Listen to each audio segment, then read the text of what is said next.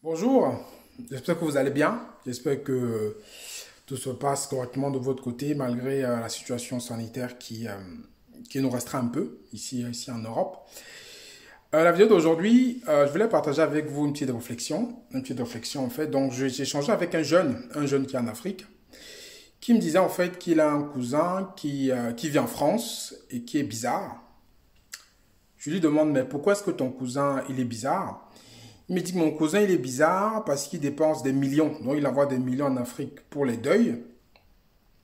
Mais qu'il refuse de payer ma scolarité qui n'est que de 50 000 francs CFA. Bon. Je lui dis, mais encore tu trouves ça bizarre?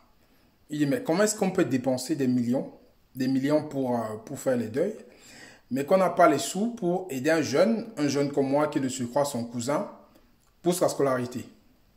Bon. Je lui ai dit, bon, de toute façon, on va prendre le problème sur deux angles différents. D'abord, si on prend du point de vue de ton cousin en question. Ton cousin, déjà, son argent, il en fait ce qu'il veut. On est bien d'accord. C'est-à-dire, son argent, il l'utilise comme bon lui semble. S'il veut l'utiliser pour des deuils tout le temps, il va l'utiliser. S'il ne veut pas t'en donner, il ne t'en donnera pas. Donc, il fait ce qu'il veut de son argent. C'est son argent, il en fait ce qu'il veut. Premier point. Deuxième point, en Afrique, les deuils, c'est sacré. C'est-à-dire les deuils, qu'on a les deuils, généralement, c'est souvent ce qu'on dit que aidez-moi quand je suis encore en vie, n'attendez pas le jour de ma mort pour dépenser de l'argent pour m'enterrer. Mais on est bien placé pour ça en Afrique. Donc, quand il y a les deuils, on sort beaucoup de l'argent pour enterrer les gens et c'est comme sacré. Donc, c'est aussi un peu dans la tradition qui préfère dépenser de l'argent pour faire les deuils parce que c'est souvent un peu une obligation et c'est comme ça qu'on fonctionne en Afrique. Souvent, les deuils coûtent cher, il faut participer.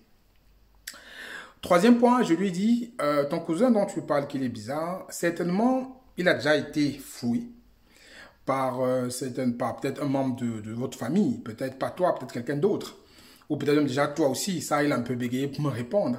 Peut-être qu'il t'a envoyé de l'argent pour quelque chose précisément et l'argent n'a pas servi effectivement à la raison pour laquelle il l'a envoyé. Donc du coup, il devient méfiant. Après, il y a aussi un quatrième point qu'on ne dit pas souvent assez, mais ça il faut le dire. Nous, généralement, on aime bien, il y a des personnes dans les familles qui aiment bien, entre guillemets, asservir les autres. Toujours pour qu'on les tende la main, toujours pour qu'on vienne les aider. Et ils sont montés à une certaine échelle, après ils enlèvent l'échelle pour que les autres ne montent pas cette échelle-là. Donc peut-être ton cousin aussi, lui, préfère toujours être dans la position où il est, entre guillemets, l'enfant prodige, c'est-à-dire c'est lui qui va aider les autres. Il veut pas peut-être que les autres s'en sortent, c'est pour ça qu'il veut peut-être pas t'aider à payer ta scolarité. Il préfère mettre ça dans les deuils que de t'aider à t'éduquer. Maintenant, je dis, si on revient maintenant au niveau de toi-même, maintenant toi qui soulève la question. Déjà, il y a une capacité qu'on a en Afrique, ça c'est quelque chose que même Fatou Diom dénonce, hein, c'est-à-dire, les gens pensent toujours qu'ils feront des enfants. Ils feront des enfants pour que les autres s'en occupent. C'est-à-dire, vous allez voir des personnes, des parents qui ont, je ne juge pas, hein, mais qui ont des enfants, qui ont plusieurs enfants, mais ils n'ont pas les moyens de s'en occuper. Et ils se disent que c'est la société qui va s'en occuper, ou peut-être c'est les cousins ou les cousines qui vont s'en occuper, quoi. Donc, je lui dis, bon, toi derrière, tes parents, qu'est-ce qu'ils font? Qu'est-ce qu'ils font pour ne pas t'aider? Qu'est-ce qu'ils font pour ne pas t'apporter le soutien nécessaire pour que tu puisses poursuivre tes études? Pourquoi est-ce que tu comptes sur ton cousin? Bon, ça c'est autre chose. Donc ça, c'est la première des choses, c'est-à-dire, il faut déjà voir s'il ne peut pas se faire aider par ses parents, ce n'est que son cousin. Le cousin, c'est la famille proche, mais quand même, dans cette capacité-là qu'on a toujours, bon, ça, comme je dis encore, je ne juge personne. Mais ça, c'est quelque chose qu'on a souvent de pouvoir faire des enfants. Donc, les gens en Afrique font des enfants et ils comptent sur les autres. Donc, ça, souvent, c'est quelque chose qui est très courant. Deuxièmement, je lui dis, dans le point de vue aussi, l'image qu'on a aujourd'hui des jeunes d'Afrique. L'image qu'on a des jeunes d'Afrique aujourd'hui, quand on voit les jeunes sur les réseaux sociaux, quand on voit ce que les jeunes font en Afrique, moi quand je vais souvent en Afrique, quand je vois ce que les jeunes de 22 ans, 23 ans, même encore moins jeunes font de leur journée, c'est désolant. On va voir des jeunes qui sont dans les bars, on va voir des jeunes qui sont sur les réseaux sociaux à longueur de journée, dans tout l'argent qu'ils ont, ils mettent dans les datas. On va voir des personnes qui sont au Paris Foot, en train de jouer au Paris Foot, là où c'est les jeux de Paris, ils vont parier sur les matchs de foot et tout ça. On va voir des jeunes qui vont seulement prendre de l'argent pour aller peut-être, je sais pas, faire la fête en fait. Donc, aujourd'hui, ton cousin, quand il voit ça, il se pose des questions. Sachant que l'argent qu'il a peut-être envoyé a déjà été mal utilisé. Quand il voit ce que les jeunes aujourd'hui font avec le peu de sous qu'ils gagnent, il se pose la question si c'est même raisonnable de pouvoir t'aider, de pouvoir payer ta scolarité. Parce que s'il envoie la scolarité et que ça sert à faire autre chose, il ne sera pas forcément satisfait.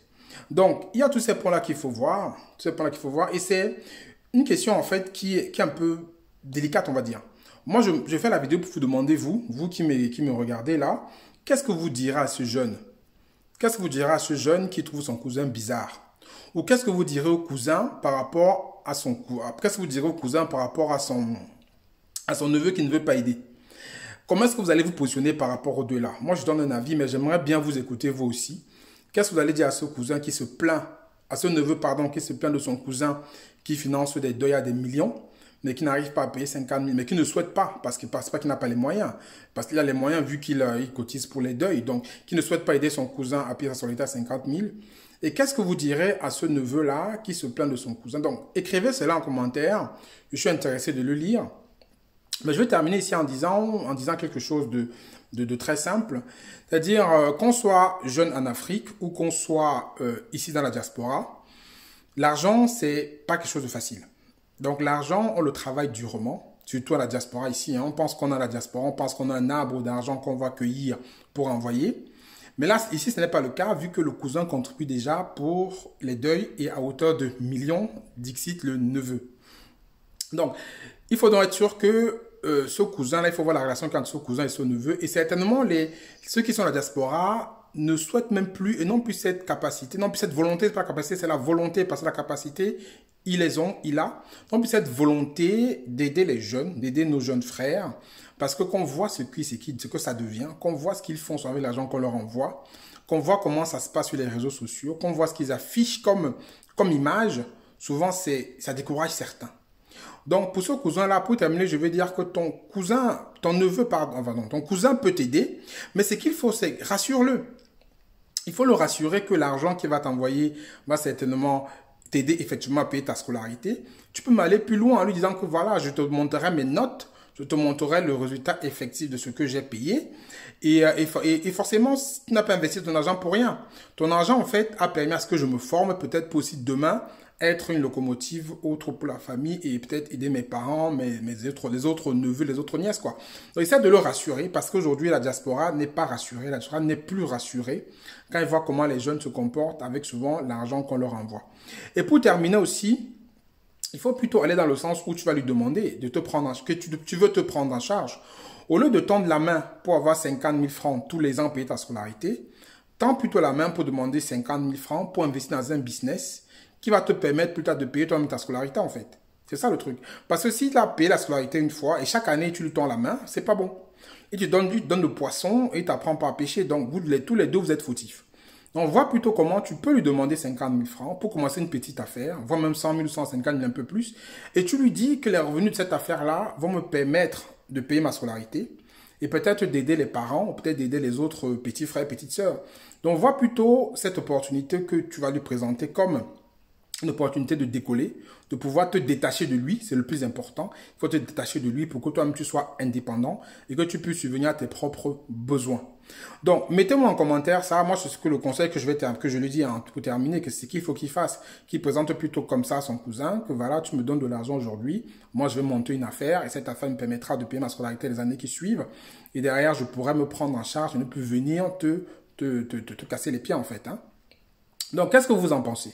Mettez ça en commentaire, ça m'intéresse de voir qu'est-ce que vous direz au cousin et qu'est-ce que vous direz au neveu. Une situation pareille où je répète, où le neveu dit que le cousin il est bizarre.